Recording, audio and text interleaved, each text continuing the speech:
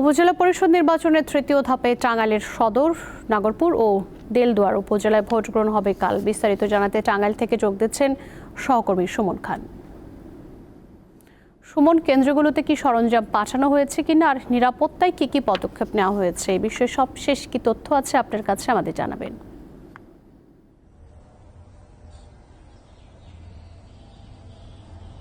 জি নিপা, আপনাকে শুরুতেই ধন্যবাদ জানাতে চাই।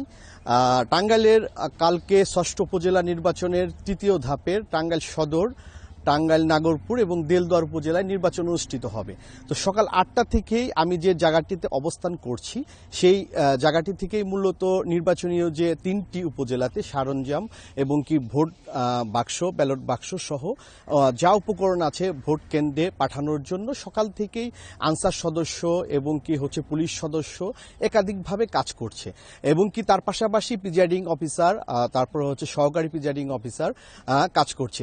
সকাল 8টা থেকে শুরু করে দুপুর 2টা পর্যন্ত, 2টার মধ্যেই তারা বিভিন্ন সরঞ্জাম বিভিন্ন কেন্দ্রে পাঠানোর জন্য যে প্রক্রিয়া ছিল, যে আনুষ্ঠানিকতা ছিল, সেগুলো করা শেষ হয়ে গেছে। তো ইতিমধ্যেই কেন্দ্রে কেন্দ্রে পৌঁছে গেছে ব্যালট বাক্স এবং কি বিভিন্ন সামগ্রী। তো প্রশাসনের বিষয়টি, আপনি যে বিষয়টি বললেন, আসলেই আমি পুলিশ সুপার মহোদয়ের সাথে কথা বলেছি। তিনি আমাকে জানিয়েছেন বিগত নির্বাচন দুইটা নির্বাচন হয়েছে, টাঙ্গাইলের বড় ধরনের কোনো অপ্রীতিকর ঘটনা ঘটতে দেয়নি। কিন্তু পুলিশ সুপার যে জিনিসটি বলেছেন যে পুলিশ হার্ডলাইনে আছে, পাশাপাশি বিজিপি এবং কি র্যাব সদস্য, ডিবি এবং কি পুলিশের অতিরিক্ত ফোর্স সহ নির্বাহী হাকিম এবং এক্সিকিউটিভ ম্যাজিস্ট্রেট সহ ভ্রাম্যমাণ টিম, একাধিক টিম কাজ করছে টাঙ্গাইলে। তো টাঙ্গাইলের কাল নির্বাচন সকাল 8টা থেকে ভোট গ্রহণ শুরু হবে বিকেল 4টা পর্যন্ত। এরকম আমি জেলা নির্বাচন কর্মকর্তার সাথে কথা বলেছি, তিনি আমাকে একই বিষয় জানিয়েছেন যে সার্বিক বিষয় ভোট সুষ্ঠু করার জন্য যে পদক্ষেপগুলো সেইগুলোই নেওয়া হচ্ছে বিশেষ করে। তো তাছাড়া টাঙ্গাইলের আরও 2টি নির্বাচন এর আগে ইতিমধ্যে হয়ে গেছে, সেই নির্বাচনগুলোতেও কোনো অপ্রীতিকর ঘটনা নির্বাচন অফিসার এবং কি পুলিশ প্রশাসন এবং কি জেলা প্রশাসনের মাধ্যমে সুষ্ঠু এবং সুন্দরভাবে হয়েছে।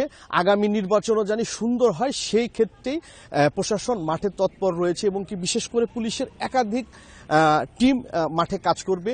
আমরাও থাকবো, গণমাধ্যম কর্মীরা সকাল থেকে রাত একদম 11টা পর্যন্ত আপনার মাধ্যমেই দেখাবো নির্বাচনের সর্বশেষ যে কি পরিবেশ, কি সৃষ্টি হয়, কোনো জায়গায় অপ্রীতিকর ঘটনা ঘটে নাকি, সব ঘটনাই আপনার মাধ্যমে দেখাবো। নিপা, এই ছিল টাঙ্গাইল থেকে আমার কাছে সর্বশেষ তথ্য। নিপা।